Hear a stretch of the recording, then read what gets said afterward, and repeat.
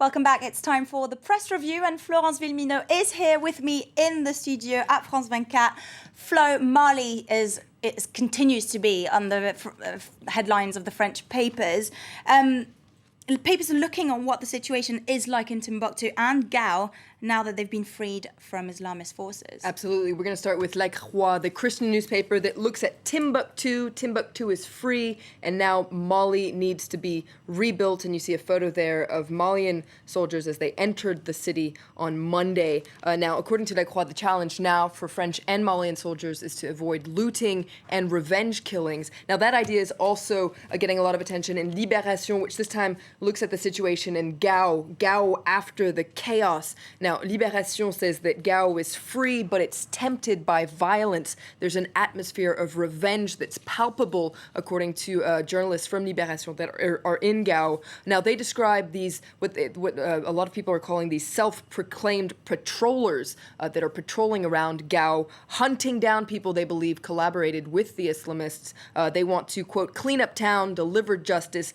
It's payback time, they say. Now, their target is Arabs and Tuaregs, people that are locally referred to as those with fair skin. And the journalists for Libération describe how French and Malian soldiers often have to step in to avoid people getting lynched by these mobs. Now, tensions, according to Libération, are running very high. Flo, Libération is also looking at what's next for France. That's right. This is in the editorial today. They say that now that Gao and Timbuktu are free, there's a new phase that's starting in the French military operation. It might be the hardest phase yet. According to Libération, France really faces this dilemma.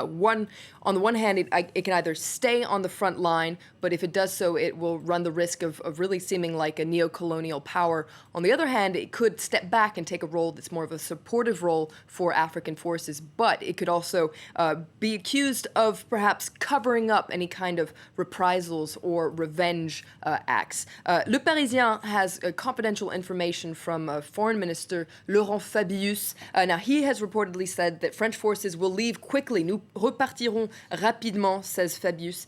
He says that France wants to avoid getting bogged down and that there are fears that if France does stick around, French troops stick around, there could be some sort of terrorist attacks or kidnappings.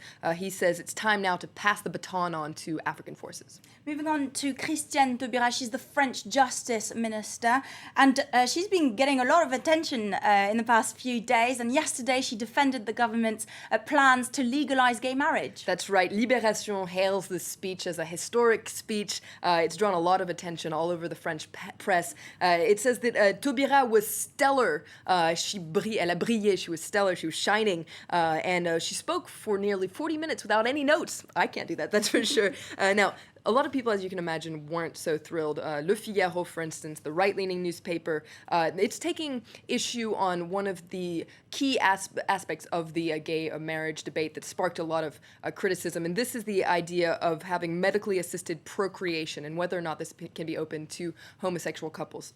It's important to note that the government so far has said this is not going to be part of the bill for marriage, but Le Figaro today says that it accuses the Justice Minister of being sneaky about the issue. It says that last week Taubira sent around a legal memo that recommended that French nationality be given to children that were born abroad from a French father and a surrogate mother. So Le Figaro says that this could be an underhanded, kind of secretive way that would be a first step to making this kind of medically assisted procreation available to gay couples. In their editorial, Le Figaro says that this is very undemocratic and that Taubira is trying to impose her vision of justice.